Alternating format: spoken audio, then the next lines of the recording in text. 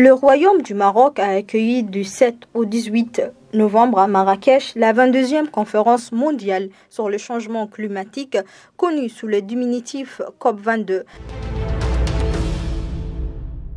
Le pays est une monarchie constitutionnelle dont le souverain actuel est le roi Mohammed VI. Situé au nord-ouest de l'Afrique, sa longue côte donnant sur l'océan Atlantique se termine au-delà du détroit de Gibraltar. Sur la mer Méditerranéenne et à l'est et au sud-est se trouve l'Algérie. Ses populations sont estimées à 34 millions d'habitants sur une superficie de près de 710 850 km². La capitale marocaine est le Rabat. Le pays est doté d'une diversité géographique et culturelle. Il est également connu pour ses villes célèbres, notamment la ville de Marrakech, qui est une destination touristique incontournable et très convoitée grâce à ses lieux historiques et places touristiques.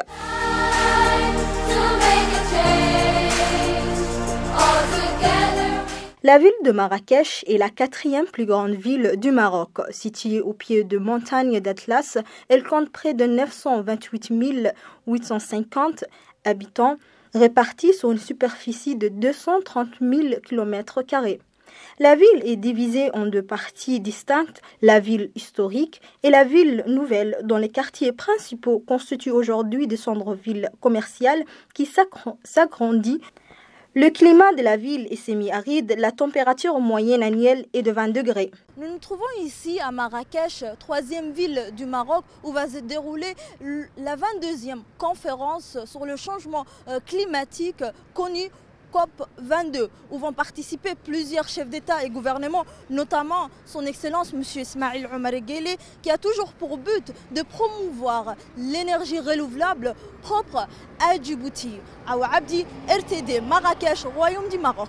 La ville de Marrakech, autrement appelée la ville rouge, vit au rythme des conférences sur le changement climatique COP22 qui ouvre ses portes à environ 20 000 participants et une quarantaine de chefs d'État et gouvernement, notamment le président de la République, son Excellence M. Ismaïl Omar Guelleh, qui va participer à cette conférence. La ville est organisée pour être à la hauteur de cet événement. Les artères de la ville est décorée par des drapeaux marocains. Des espaces verts ont été aménagés sur différentes places de la ville et aussi tout au long du chemin qui mène vers le lieu où va se tenir la conférence. À noter que l'ambassade de Djibouti au Maroc n'a aménagé aucun effort pour faciliter à la délégation djiboutienne leurs conditions durant leur participation aux conférences, a indiqué l'ambassadeur de Djibouti au Maroc, M. Ibrahim Belledoualé. Bismillahirrahmanirrahim, c'est un honneur de vous recevoir ici à Marrakech, les médias djiboutiens. Donc les dispositions que nous avons prises ont été c'était essentiellement axé sur la logistique, c'est-à-dire préparer et assurer le confort et le séjour de la délégation conduite par son Excellence M. Ismaïl Omar Guelleh, notre chef de l'État, à la tête d'une importante délégation. Alors, pour ce faire, nous avons fait le déplacement carrément de Rabat à Marrakech en plusieurs temps pour nous-mêmes nous approcher du site de la conférence et puis pour chercher et assurer tout ce qui est hébergement, transport et tout ce qui vient avec. Donc je crois que nous sommes prêts à recevoir Monsieur le Président de la République, et Inch'Allah, qui arrive demain d'ailleurs, à la tête d'une importante délégation. Les relations bilatérales qui existent entre Djibouti et Maroc, pouvez-vous saisir cette occasion afin de nous parler brièvement de ces relations bilatérales et collaborations Djibouti-marocaines? Oui, les relations bilatérales entre Djibouti et le Royaume du Maroc ne sont pas jeunes. Dès le lendemain de notre indépendance, Djibouti et le Maroc ont établi leurs relations diplomatiques et depuis, notre relation revêt elle est d'une très bonne santé au niveau politique et au niveau de la coopération technique même. Donc, lorsque le chef de l'État, Ismaël Omar Guelleh, a pris la décision d'ouvrir une mission diplomatique au Maroc en 2012, la coopération a augmenté. La coopération traditionnelle qui était essentiellement axée sur la formation de nos étudiants a pris une ampleur beaucoup plus importante et ouvert d'autres domaines de coopération. Depuis 2014, je peux dire qu'il y a eu une révolution dans notre relation diplomatique et de coopération, puisque depuis 2014, 8 ministres djiboutiens sont venus en visite de travail dans de nombreux domaines tels que les transports, tels que la sécurité sociale, tels que la justice, tels que l'enseignement supérieur. Et dernièrement, nous avions eu l'honneur d'accueillir le ministre délégué de l'Habitat, Mme Amina, et le ministre de l'Énergie. Donc je crois que la relation politique et de coopération entre Djibouti et le Royaume du Maroc est exemplaire. Et nous sommes très contents de cette relation qui évolue positivement de jour en jour. L'événement était marqué par l'arrivée de plusieurs chefs d'État et gouvernements de différents pays, tels que le président soudanais Omar Hassan al-Bashir. De son arrivée à l'aéroport international de Marrakech, le président de la République, son Excellence M. Ismaël Omar Guelleh, a été accueilli chaleureusement par le ministre de l'Éducation nationale marocain, Rachid Belmokhtar, et par une forte délégation djiboutienne, notamment l'ambassadeur de Djibouti au Maroc, M. Ibrahim Belledoualeh, et le ministre de l'Énergie chargé des ressources naturelles, Dr Yassine Hussein Bouh, également par le ministre de l'Habitat, de l'Urbanisme et de l'Environnement, M. Moussé Mohamed Ahmed.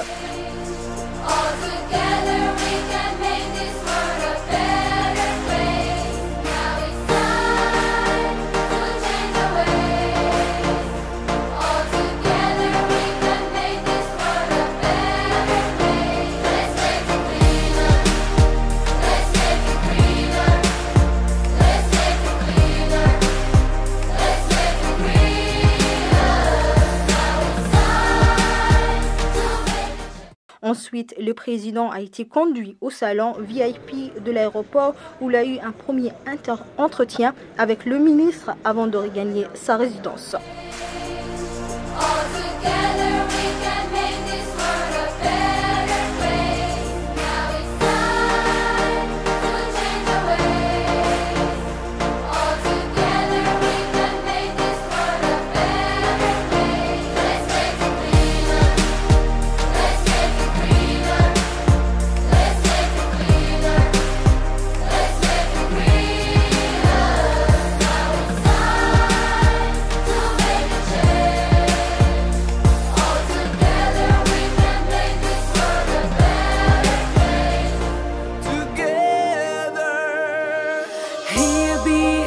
نعيش فيها واجبنا كلنا نحافظ عليها. Nous nous trouvons actuellement sur le site qui abrite la 22e conférence des Nations Unies du changement de climat qui a réuni près de 70 chefs d'État et gouvernements, dont le chef de l'État, son Excellence, M. Ismaël Omar Guelleh, qui a été accueilli par le roi Mohamed VI. A noter que cette conférence, dite conférence d'action, de l'innovation, du partage de solutions, qui doit contribuer à la mise en œuvre de résultats du COP21 qui a été tenu à Paris. Près de 180 responsables et chefs d'État et gouvernements de pays signataires de l'accord de Paris ont pris part à la conférence des Nations Unies du changement climatique qui a eu lieu au site de Bab el-Igli à Marrakech.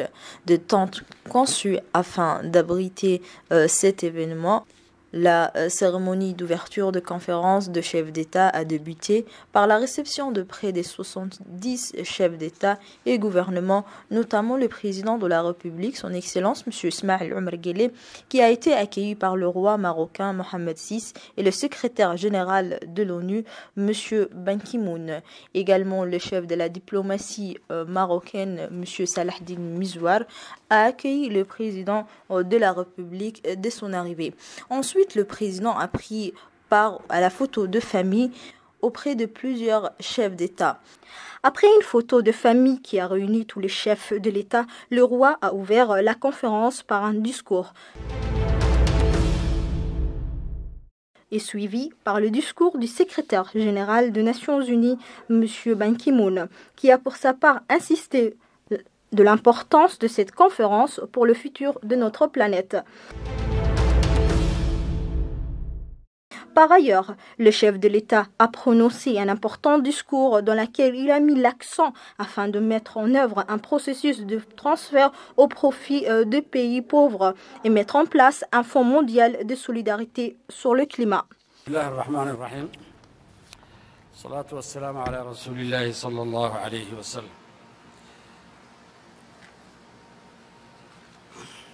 Sa Majesté صاحب الجلالة محمد السادس رئيس مؤتمر الأطراف الثاني والعشرين، السيدات والسادة رؤساء الحكومات والدول، السيد الأمين العام للأمم المتحدة، السيدة الأمينة التنفيذية للاتفاقية الإطارية للأمم المتحدة بشأن تغير المناخ، أيها السيدات والسادة الوزراء، سيداتي سادتي، اسمحوا لي أن أسدي شكري إلى صاحب الجلالة ملك المغرب وإلى الشعب المغربي على حفاوة الضيافة التي لمسناها منذ أن وطأت أقدامنا أرض هذه المدينة الجميلة.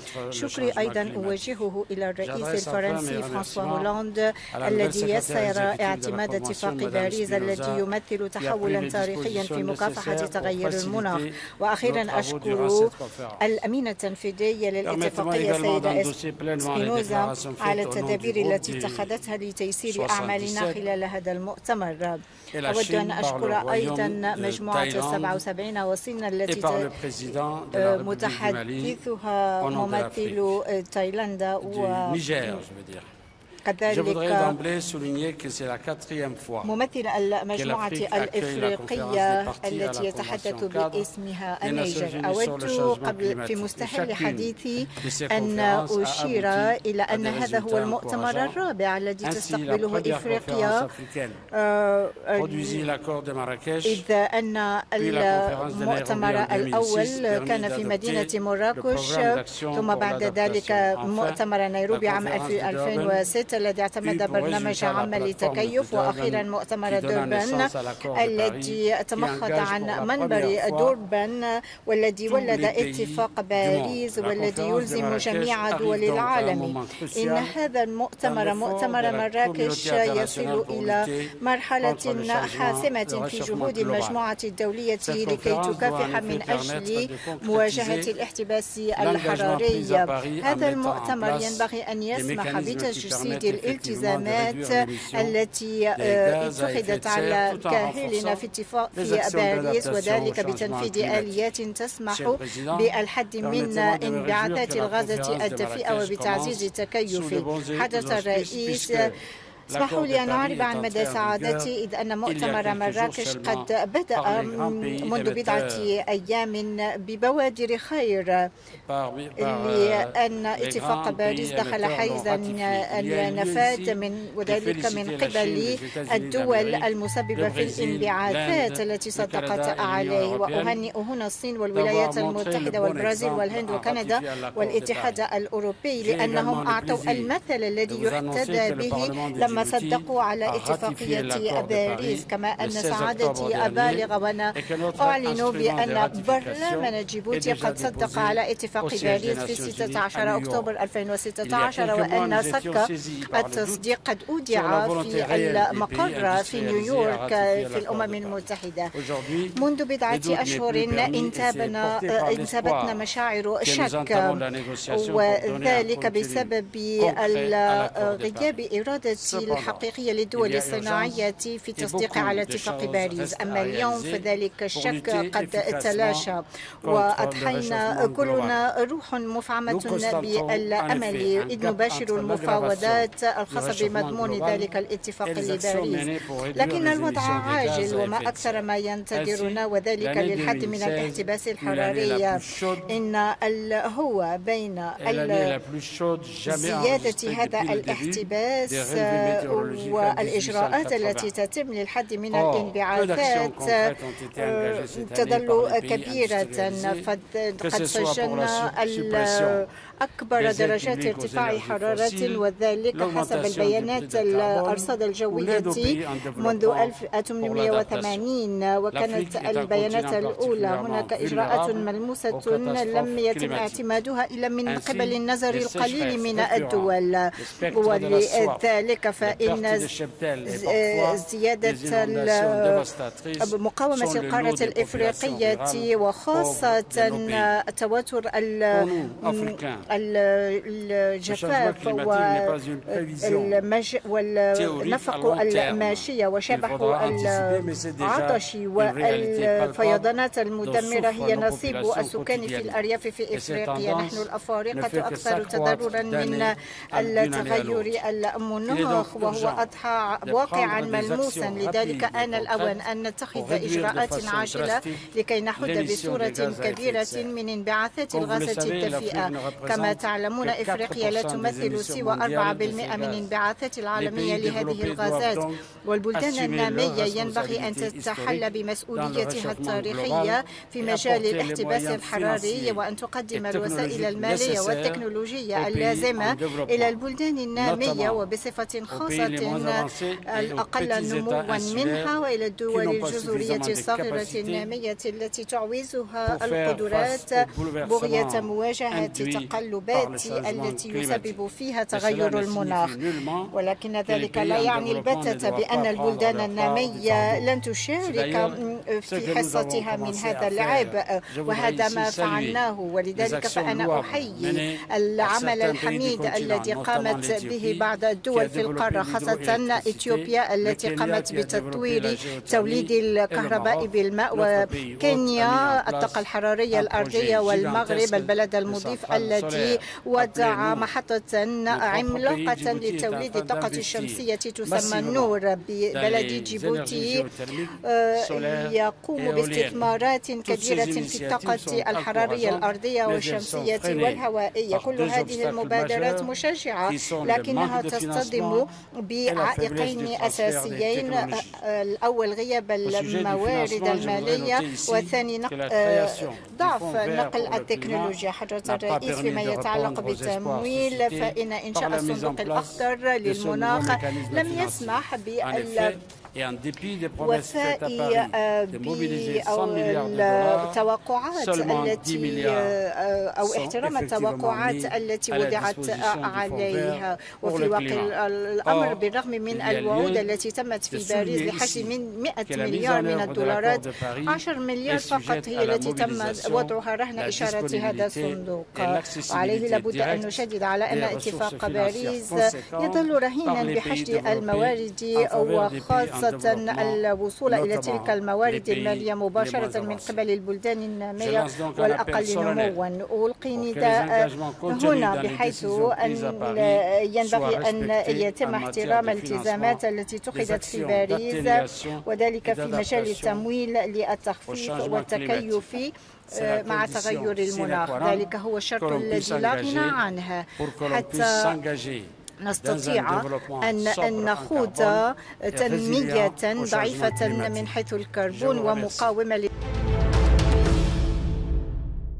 Le COP est l'organe de décision suprême de la Convention cadre des Nations Unies sur le changement climatique. Ces conférences ont été créées et mises en place pour encadrer les efforts des pays qui font partie de la Convention pour faire face au changement climatique et stabiliser la concentration des gaz à effet de serre dans l'atmosphère et contribuer à la mise en œuvre du résultat du COP 21 qui a été tenu à Paris, mais également inciter les pays à promouvoir les énergies renouvelables.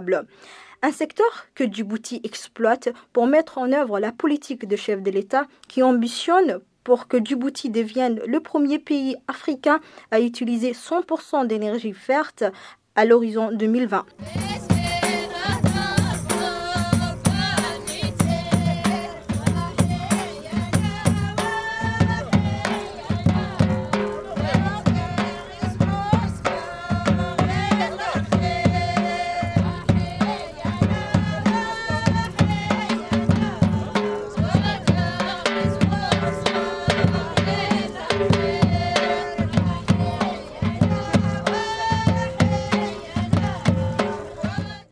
En marge de cette conférence, un accord a été signé entre le ministre de l'Énergie chargé des ressources naturelles, Dr Yassine Hussein Bouh, et le président directeur de l'Agence marocaine de l'énergie, M. Moustapha Bakouri.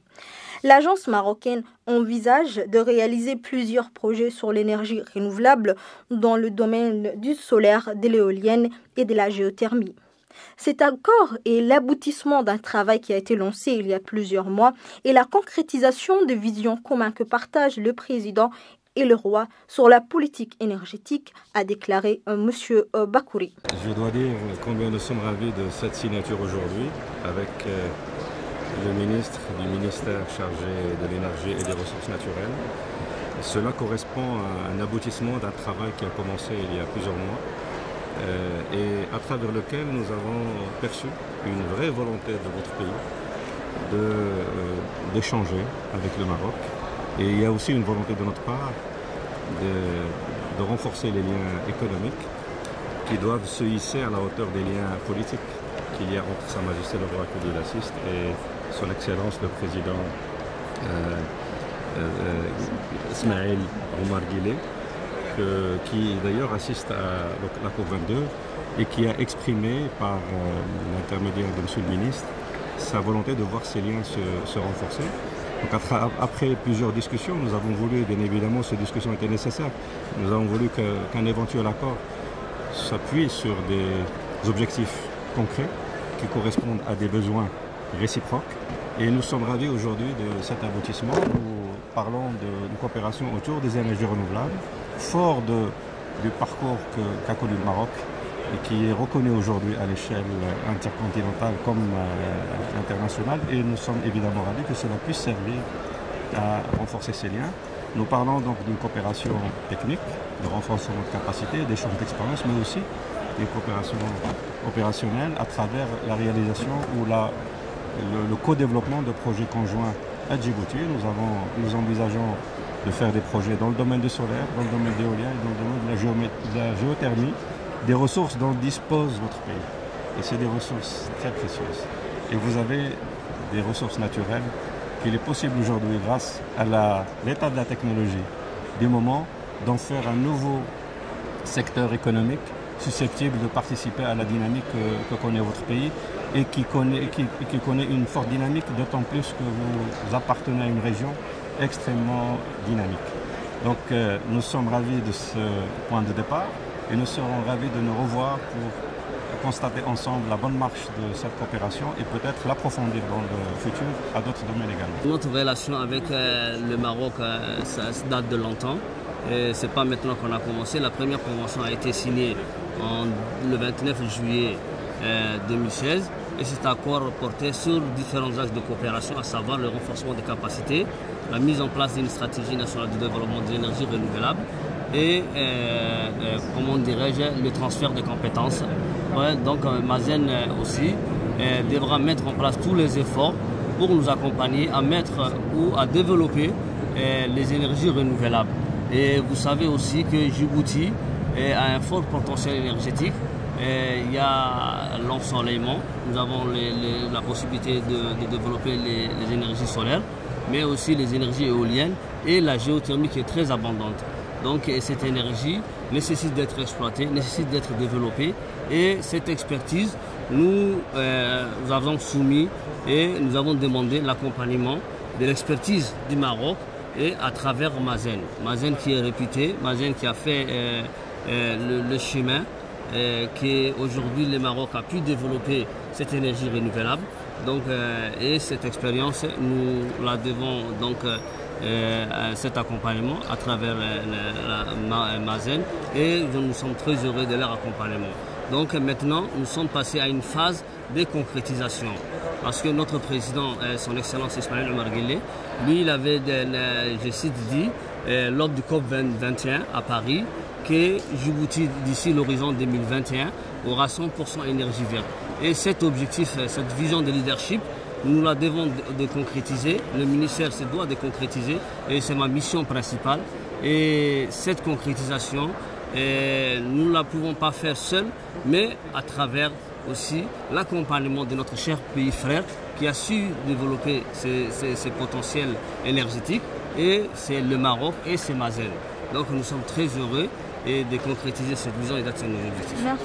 De manière générale, les pays ont fait preuve d'unité face à l'urgence de mettre en œuvre l'accord de Paris sur le climat.